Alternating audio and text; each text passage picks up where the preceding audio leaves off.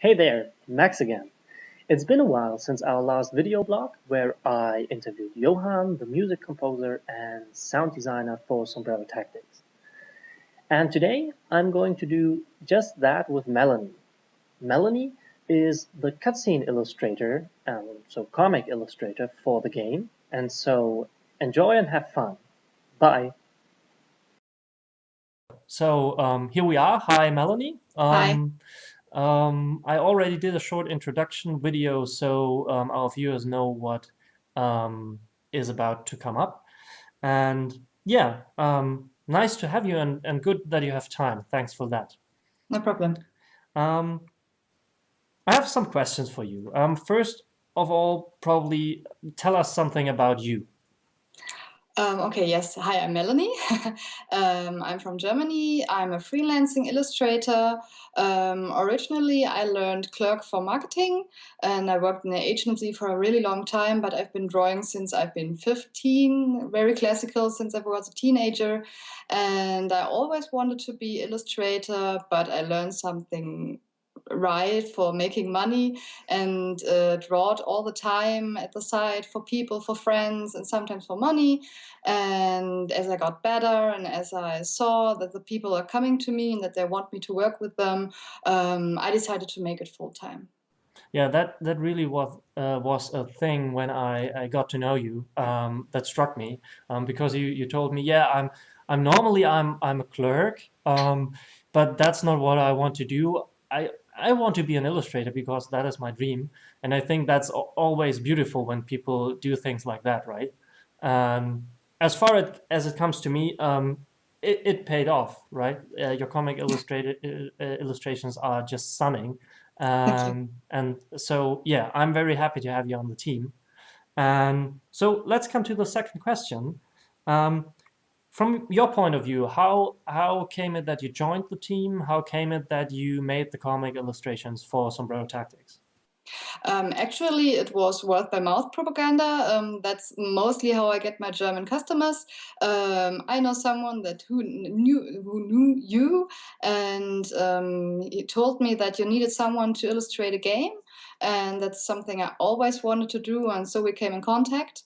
And then you told me your vision, what the game was about, what you wanted to have for illustrations, and that was kind of thrilling for me because I really liked the idea.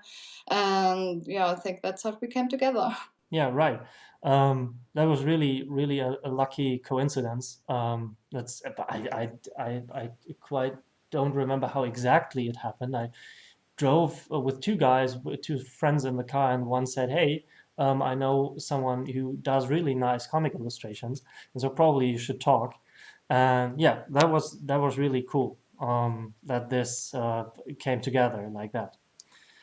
And so, when you heard of my vision of the game, the general style I had in mind, I to be honest, I was lost back then too, right? It was quite the beginning of the whole thing, and you were the comic illustrator, and I said to you, yeah, please make some sketches, and so we can get a feeling for the general style and more or less the whole work in getting to that style of sombrero tactics was done by you. So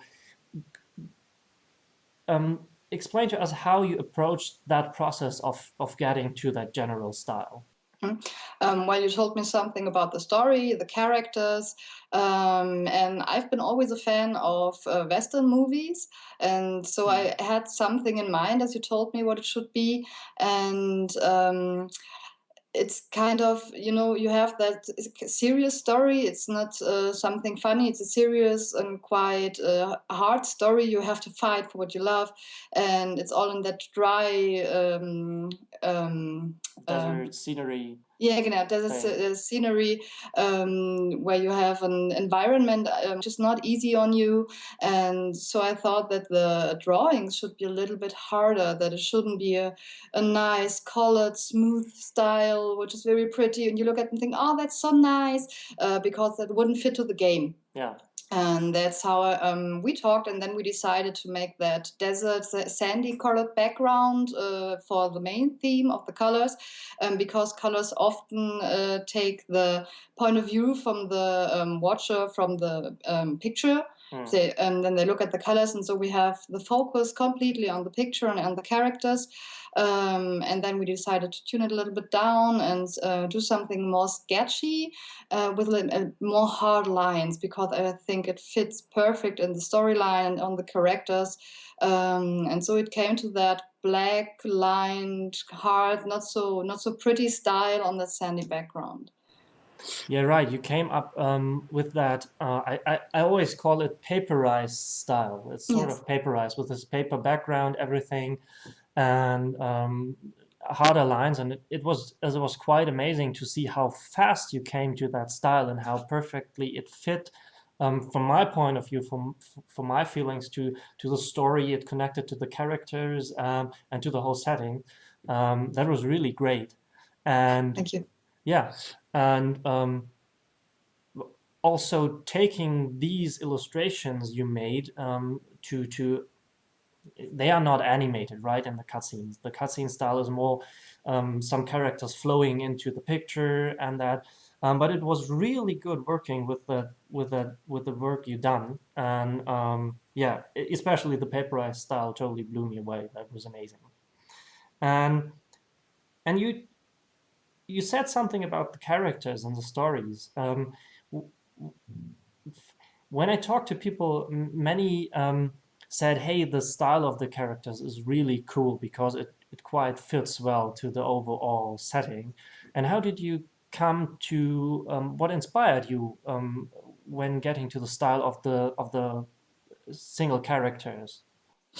I can't say that something special, one thing or one movie or one character inspired my style. It's all the whole thing, all that Mexican Western style. It's dirty, it's hard. The characters are not nice, they're not beautiful. And as a child, I watched something like Bonanza, which was quite dirty, but the characters were good looking at some point. And then there are all these others film, The Good, the Bad, and the Ugly, and I don't know, Yeah. I thought that we just need characters that fit in this by having hard features and being dirty and wearing clothes which are ripped and have patches on them because they're used.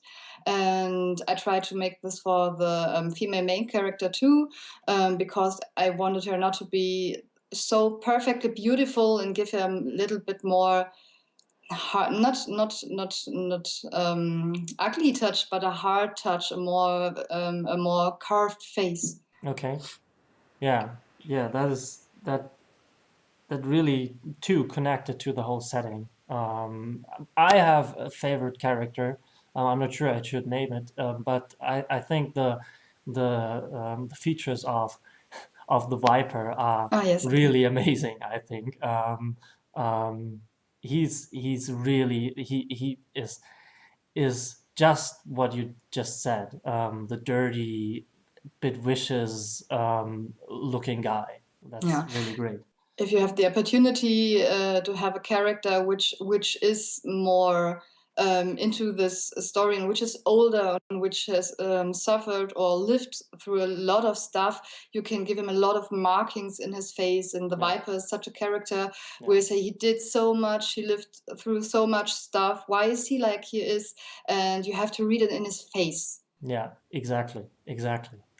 Um, and another thing, when you start with the clean plate, so you start with a complete new illustration. How do you approach that, and what are typical stages such an illustration runs through until it's final? At the beginning, it's a little bit like in a movie or in a comic. You have to know from which angle you're working. Is it a wide angle? Do you have a total? Do you go in the picture and just have parts of the bodies of the people or a close up to the face? That's the first you need to decide for the scene. How much do you need to see? An emotional scene is only the upper body often, and then if you have a change of the setting, then you go in the wide and show the whole land. And that's the first thing you need to decide which of these you want to do.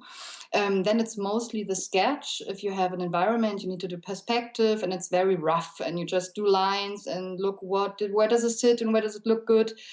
And then after it's more the cleaning out. You do the sharp lines, the black lines. And then you give the details, because here needs to be grass and the wood needs holes and this needs to be broken and the cloth needs the patches and the ribs and so on. That's then the part you go in, and that's the most the longest part, which takes the longest time, because this is really the detail work at the end. And then at the very last end, you do the shadowing, the lighting. You decide from where's the light coming. In our setting, it's mostly from high above, because we're in a hot desert-like setting, and the sun is often high up. And those shadows fall on the face, which is very nice. When they're wearing their sombreros, you have the face in shadows, and that's often very good for the mood of the picture. But sometimes when they're in another setting, a house, it's a more soft light. You have little shadows on every side of the person, and this is the last thing you do. And then comes the paper, a sandy background, and then actually you put the picture to the side for 1 or 2 days, and then you get back and look if there are mistakes. You switching it, you're mirroring it, because then you can see a lot of mistakes you made. And then after that, in the normally I send it to you, and then you can say, okay, no, I don't like that. Maybe the house should be bigger, or I need another person in the picture, and then it goes into a relapse. And then maybe a little another sketch, and then we're cleaning out, and that's how it's done. Yeah, that's from my side, there was, or for me, there was in this whole process was a big lesson learned, and it's connected to storytelling. Because I had the storybook, how the story is going to turn out, and what is going to happen, and working with you forced me to describe the pictures which are shown, and I had that in a really high level style, because I had everything in my head and there were pictures already, but the whole process together with you forced me to really make that in more detail, and how clarify how camera would move, and the discussion I remember we had where we needed some pictures in higher resolution because it's going to be a zoom in, very detailed, and so the whole picture lying below it has to be in high resolution, and so on. So that was very, very interesting to live through that whole process. And yeah, I can only say thank you, because I learned a lot, I think. You're welcome. It's just, you can't just say, let them hug. You just need some more details. Where do they hug? Why do they hug? Should you only see her or him or something else, Yeah, exactly. Yeah, and I think, and that is feedback from users and test players already. It all comes together pretty nicely. You delivered the comic illustrations. Johan is delivering the music. Bob is delivering his thunderous voice, and from an illustrator point of view. So from your perspective, how does all that connect together? I think you choose very well for Bob and for Johan. Bob's voice is amazing, and I think it features absolutely well what I talked about earlier, about that hard story, about the serious thing these characters are going through. And I think he fits in perfectly, because he has the deep kind of graveling voice, where I think, okay, we're in serious business now. This is no fun. You need to fight. Because I think he fits perfectly. And then you have Johan, which did an amazing job on the music, and it's just also that it's not funny, it's not nice and smooth, it's a little bit darker, but it's that Western style, and you know exactly, okay, you're in a Western environment, but there are not nice horses running, but there are people fighting. And I think all this together gets a really compact atmosphere. Yeah. The hard pictures, the deep graveling voice, and that very heavy but still very caring music, and it gets this compact atmosphere. And I think for the player it will be exactly that, because they're maybe drawn into it in this atmosphere. Yeah, that would be the thing to achieve, right? So I'm through with my questions, Okay, and so thank you very much for your time, you're welcome. and for the insights. We both, I think, I can speak for us both here. Hope you out there, the players, the people seeing this video, like it, and yeah, we're totally looking forward to delivering more news in the upcoming weeks and months. And we stay in contact, Mel. And thank you. Thank you. Bye bye. Bye bye.